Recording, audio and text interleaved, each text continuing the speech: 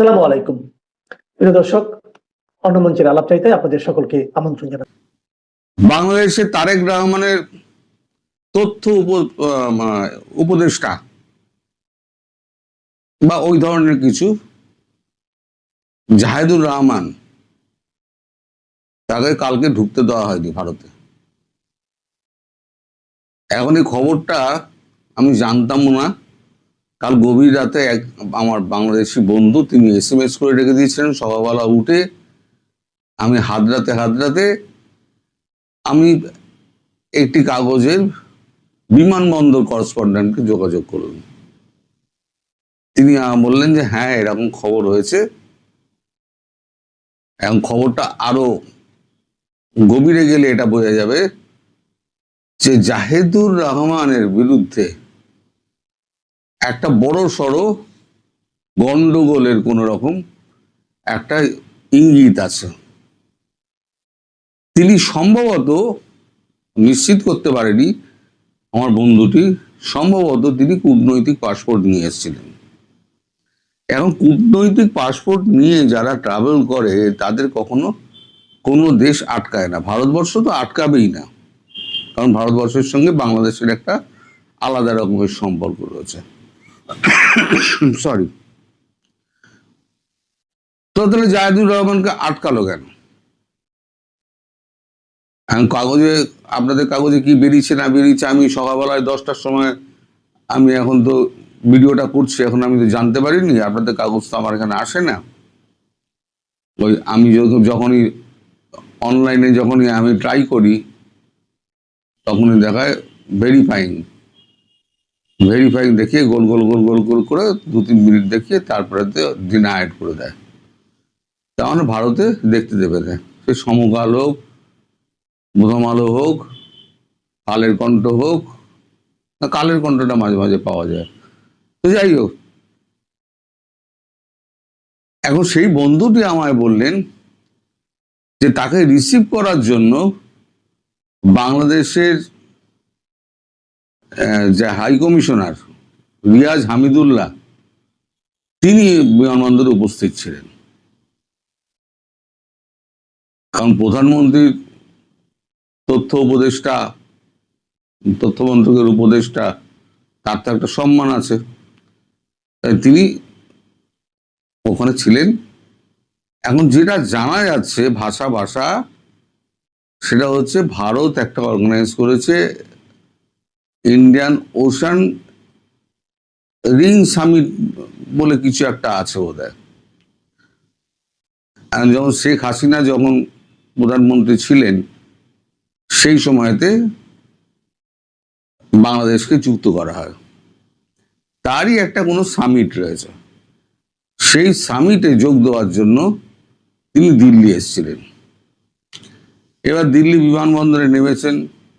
আমি যতটুকু জানতে পেরেছি, সত্যি মিথ্যে আমি কোনোদিনই দাবি করব না, ওই সংবাদদাতা, তিনি একটি প্রতিষ্ঠিত কাগজের সংবাদদাতা, তার নামটা বললে পরে মুশকিল আছে, সে আইডেন্টিফাইড হয়ে যাবে যে আমাকে খবর পাচার করছে, তাই নাম বলছি না। তো সে তা করে চাকরি করে। তো যখন ইমিগ্রেশনে যায় তখন তার পাসপোর্ট দেখে তখন ওনাকে জিজ্ঞাসাবাদ করা হয়।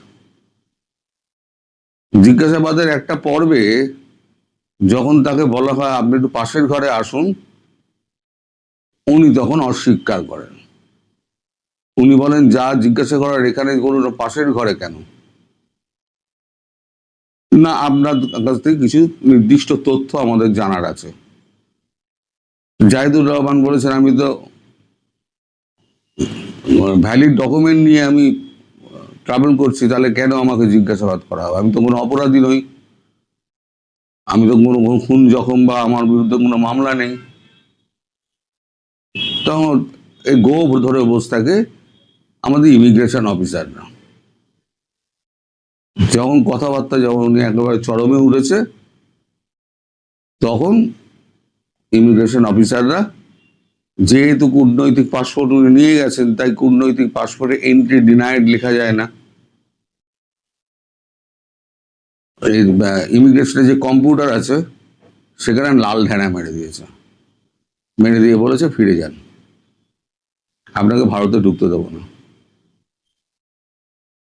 এখন যখন এই কাণ্ড চলছে, তখন রিয়াজ হামিদুল্লাহ খবর পেয়ে গেছেন, কারণ জাহিদুর রহমান তখন রিয়াজ হামিদুল্লাহকে ফোন করে দিয়েছে। রিয়াজ হামিদুল্লাহ তখন ছুটতে ছুটতে, আমি বাংলাদেশ হাই কমিশনার নিজের পরিচয় দিয়ে ছুটতে ছুটতে তিনি আসেন। তখন উনি বলেন যে আমাদের কাছে কিছু নির্দিষ্ট তথ্য আছে ওনার বিরুদ্ধে, সেই নির্দিষ্ট তথ্যের ভিত্তিতে আমরা ওনার এন্ট্রিটা ডিনায়েড করছি, মানে এন্ট্রি করতেই দেবো না আর কি। আমাদের যে এন্ট্রি ডিনাইড যে লিস্টটা আছে তার মধ্যে ওনার নাম রয়েছে। এবার কিছু জানতে হলে আপনি নয়াদিল্লিতে, মানে আমাদের যে বিদেশ মন্ত্রক আছে সেখানে আপনি যোগাযোগ করুন, তারা যদি এখান থেকে পারমিশন দেন তাহলে আমরা ঢুকতে দেব। এই নিয়ে চরম কথা কাটাকাটি হয়। তারপর রিয়াজ হামিদুল্লাহ এক সময়তে হস্তক্ষেপ করে বলেন যে আপনি চলে যান, আপনি ফিরতি প্লেনে আপনি ঢাকা ফিরে যান, কারণ একবার যখন এন্ট্রি ডিনাইড হয়ে গেছে তখন আর নতুন করে কিছু করার নেই। এরপরে আমি দেখছি বিদেশ মন্ত্রকের সঙ্গে কথাবার্তা বলে যে কেন এটা হলো, কোন রকম ভুল টুল হলো কিনা, এইসব কথাবার্তা হয়েছে। তারপরে জাহিদুর রহমান ফিরে এসছেন। এখন ঢাকায় ফিরেছেন কি কোথায় ফিরেছেন তা আমি জানি না, আমি এখনো পর্যন্ত কোনো খবর পাইনি। মানে সকাল 10টা অবধি আমি যে এখন খবর করছি, কারণ আমি বেরিয়ে যাব, আজ আমার কলেজে ক্লাস আছে, তাই ভিডিওটা করে আপলোড করে বেরিয়ে যাব টাইম লাইনে দিয়ে। তো এই কথা যখন বলা হয়েছে তখন গজগজ করতে করতে উনি ফিরে এসছেন। আমার যেটা মনে হচ্ছে, মানে আমার যে সংবাদদাতা মুন্দুটি, তিনিও যা বললেন, এনার বিরুদ্ধে ভারত বিরোধী প্রচুর কথাবার্তা উনি বলেছেন, এবং শেখ হাসিনা উৎখাতের পেছনে এনার একটা বড় অবদান রয়েছে। আমি একবার আপনাদের ভিডিওতে বলেছিলাম যে যত মুড়োগুলো দেখা যাচ্ছে না, সব কিন্তু ছবি তুলে রাখা হচ্ছে এবং সব নাম কালেক্ট করে রাখা হচ্ছে। এই একটাও ভারতে এন্ট্রি পাবে না। যারা রাস্তায় নেমেছিল, বিপ্লব করেছিল, হ্যাঁ, ওই স্বৈরাচার দূর করেছিল, তারা একটাও ভারতে এন্ট্রি পাবে না। দেখুন আমার কথা সত্য হলো কিনা, ভারতে কিন্তু উনি এন্ট্রি পেলেন না। এইবারে দেখা যাক রিয়াজ হামিদুল্লাহ কিছু করতে পারে কিনা। তবে আমার মনে হয় এই যে এনাকে ফিরিয়ে দেওয়া, তথ্য উপদেষ্টার উপদেষ্টাকে যে ফিরিয়ে দেওয়া, এটা কিন্তু তারেক রহমানের গালে কষিয়ে একটা চড় মারা। তোমার মন্ত্রকের উপদেষ্টাকে যদি আমি দেশে না ঢুকতে দিই তাহলে সেটা কিভাবে দেখা হবে? গালে চড় মারার সামিল তো, চড়টাই মারলো। এইবার তুই কার কাঁধে গিয়ে কাঁধে মাথা রেখে কাঁদবি, তুই কাঁদবে যা। তার মানে এখান থেকে স্পষ্ট হচ্ছে তারেক রহমানের সঙ্গে ভারতবর্ষের সম্পর্কটার লেভেলটা কোন জায়গায় গিয়ে এখন পৌঁছেছে। আমি বলি না, সম্পর্কের লেভেলটা এখন চায়ের তলানিতে থেকেছে। এখন আমার মনে হচ্ছে কাপ উপর করে দিয়ে তলানি যেটুকু ছিল সেটুকু বোধহয় ফেলে দেওয়া হচ্ছে। এটা তার একটা নমুনা, ছোট নমুনা। এখন তারপরে কি হয় সেটা তো ভবিষ্যৎ বলবে। আগামীকাল আজকে মানে রাত্রিবেলা আমি কলেজ থেকে ফিরে এসে, ইউনিভার্সিটি থেকে ফিরে এসে আমি খবর পাবো। তখন যদি সেরকম ডেভেলপমেন্ট থাকে আমি আপনাদের জন্য আবার ভিডিও করব। ততক্ষণের জন্য সবার কাছ থেকে বিদায় নিচ্ছি। সবাই ভালো থাকবেন, সুস্থ থাকবেন এবং সাবধানে থাকবেন। দিল্লির বিরুদ্ধে সারাদিন নামে বেনামে হুমকি ধামকি দিবেন, ভারতকে বিচ্ছিন্ন করতে চাইবেন কথায় কথায়, আর দিল্লি আপনাকে স্বাগত জানাবে, এটা ভাবার তো কোনো কারণ নেই, তাই না? তবুও দিল্লি কারিনা কায়সার সহ পুলিশ হত্যাকারী মাহাদিকে পর্যন্ত দিল্লিতে ঢুকতে দিয়েছিল। কিন্তু প্রধানমন্ত্রীর উপদেষ্টা ডাক্তার জাহিদুর রহমানকে কেন দিল্লি বিমানবন্দরে এতটা প্রশ্নের মুখোমুখি হতে হলো, সেটা নিয়েই আজকের আয়োজন। কি নাটক হলো দিল্লির বিমানবন্দরে? ঘটনাটা যত সহজ মনে হচ্ছে, বাস্তবতা তার চেয়ে অনেক বেশি জটিল এবং উদ্বেগজনক। আর সেই উদ্বেগটা ভারতকে নিয়ে নয়, উদ্বেগটা হলো বাংলাদেশের একজন সরকারি উপদেষ্টার আচরণ এবং উদ্দেশ্য নিয়ে।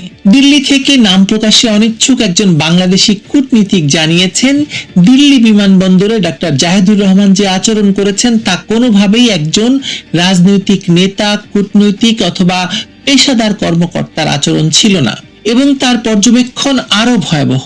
ডাক্তার জাহিদুর রহমান সম্ভবত ইচ্ছাকৃতভাবেই কূটনৈতিক পাসপোর্ট ছাড়া দিল্লি বিমানবন্দরে নেমে ইমিগ্রেশনে ঝামেলা তৈরি করতে চেয়েছিলেন, যাতে দেশে ফিরে তার ভারত বিরোধী অনুসারীদের কাছে এই বয়ান তিনি ছড়িয়ে দিতে পারেন যে ভারত বাংলাদেশের সঙ্গে বন্ধুত্ব চায় না, বাংলাদেশ চায় কিন্তু ভারত চায় না।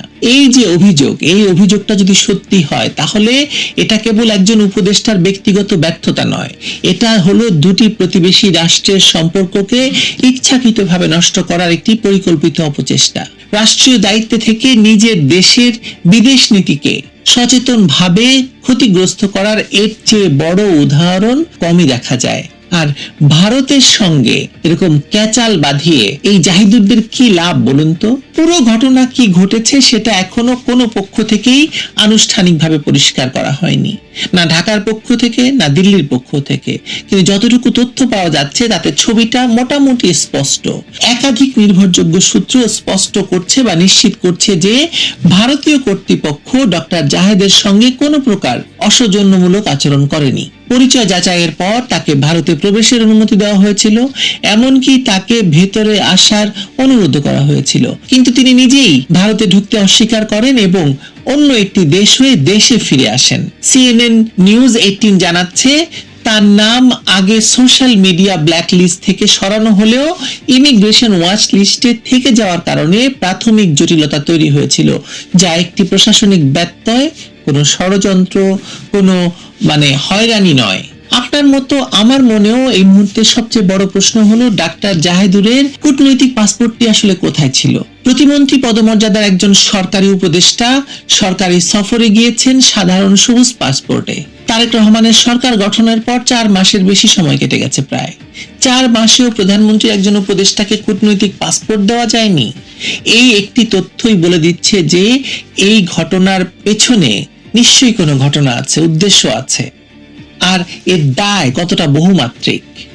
বাংলাদেশের ইমিগ্রেশন এবং পাসপোর্ট অধিদপ্তর সরাসরি স্বরাষ্ট্র মন্ত্রণালয়ের অধীনে।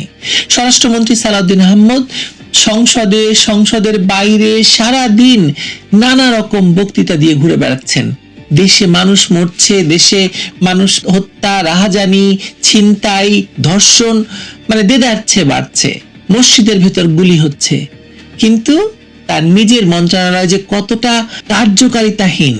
এই যে পাসপোর্ট না দেওয়া, পাসপোর্ট যদি না দিয়ে থাকে জাহিদুরকে, সেটাও তো একটা প্রমাণ, তাই না? একজন প্রতিমন্ত্রী পদমর্যাদার কর্মকর্তাকে কূটনৈতিক পাসপোর্ট সরবরাহ না করা স্বরাষ্ট্র মন্ত্রণালয় এবং পাসপোর্ট অধিদপ্তরের চরম অবহেলার প্রমাণ। এর পাশাপাশি নয়াদিল্লির বাংলাদেশ হাই কমিশনও সমানভাবে দায়ী। ডাক্তার জাহেদুরের সফরের বিষয়ে সংশ্লিষ্ট ভারতীয় কর্তৃপক্ষকে আগাম অবহিত না করা, প্রোটোকল মেনে যোগাযোগ না করা, এটি একটি মৌলিক কূটনৈতিক ব্যর্থতা। তারেক রহমানের সরকারের উচিত হবে এই হাই কমিশনারের দায়িত্ব পালনের বিষয়ে গুরুতর প্রশ্ন তোলা, তাদেরকে জবাবদিহিতার আওতায় নিয়ে আসা। তবে আসুন এবার সবচেয়ে আরেকটি গুরুত্বপূর্ণ প্রশ্ন উত্থাপন করি আমরা। ডক্টর জাহিদুর রহমান আসলে কে? টকশো দর্শকরা জানেন যে তিনি ইনিয়ে বিনিয়ে, মুখ খিচিয়ে এবং চুল নাড়িয়ে বিকৃত কায়দায় শেখ হাসিনা সরকারের সমালোচনা করা ছাড়া আর কিছু হিসাবে পরিচিত ছিলেন না কারো কাছে। তিনি আসলে সেই ব্যক্তি যিনি বছরের পর বছর ধরে ইউটিউব এবং সামাজিক যোগাযোগ মাধ্যমে ভারত বিরোধী বক্তব্য প্রচার করেছেন। জুলাই সন্ত্রাসীদের তথাকথিত গণ অভ্যুত্থানের সময় তিনি অবৈধ ইউনূস সরকারের ঘনিষ্ঠ ছিলেন। পিএসসির কোনো একটি পদেও তাকে বসানো হয়েছিল এবং ইউনূস পরবর্তীকালে এই ইউনূস সরকারের বর্ধিত সংস্করণ তারেক রহমান সরকারের উপদেষ্টার পদ বাগিয়ে নিয়েছেন তিনি। ভারত তার ইউটিউব চ্যানেল নিষিদ্ধ করেছিল উস্কানিমূলক এবং ভারত বিরোধী বক্তব্যের অভিযোগে। এই মানুষটি ভালো করেই জানতেন যে তার নাম ভারতের নিরাপত্তা তালিকায় রয়েছে বা থাকতে পারে। এটা জেনেও তিনি কূটনৈতিক পাসপোর্ট ছাড়া হাই কমিশনের সঙ্গে সমন্বয় ছাড়া দিল্লি বিমানবন্দরে নেমেছেন। এরপর ইমিগ্রেশনে রুটিন প্রশ্নের মুখোমুখি হয়েই ক্ষিপ্ত হয়েছেন এবং দেশে ফিরে এসেছেন। আমি যাব না ভারতে।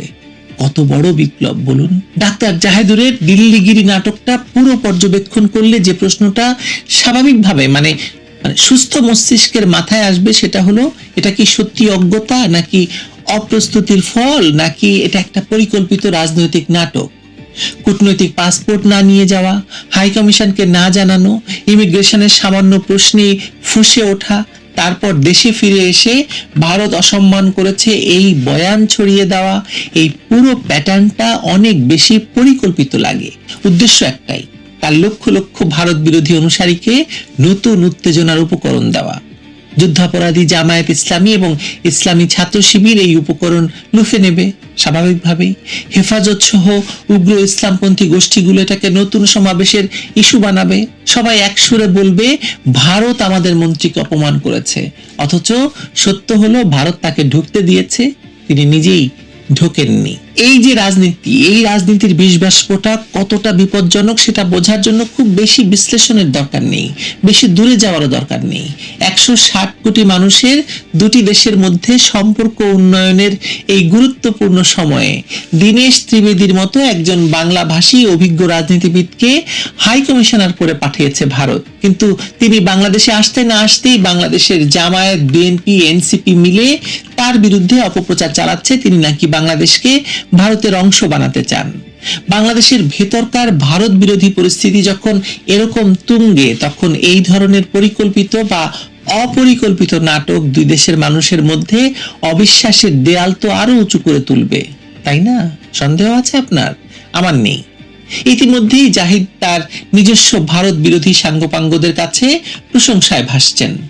জামায়াত, বিএনপি, এনসিপি, হেফাজত সকলেই ভারতের বিরুদ্ধে বিষ উগরে দিয়ে এই জাহিদকে মাথায় তুলে নাচবে, এটা তো সত্য। কিন্তু মূল ঘটনা হলো জাহিদ নিজের মুখেই নিজে কালি মেখে দিল্লি থেকে নিজেই ফিরে এসেছেন। আমি জানি না প্লেনে আসতে আসতে তিনি তার এই বাবরি চুল ছিঁড়ছিলেন কিনা, এটা কেউ বলবে না। কিন্তু তাতে কি সত্য বদলাবে? সত্য বদলাবে না। এই দিল্লিগিরি নাটক আরো হবে বিএনপির আমলে, আমরা বুঝতে পারি। দেখা যাক এই নাটকের পরবর্তী দৃশ্য কি হয়। ভালো থাকুন ততক্ষণ।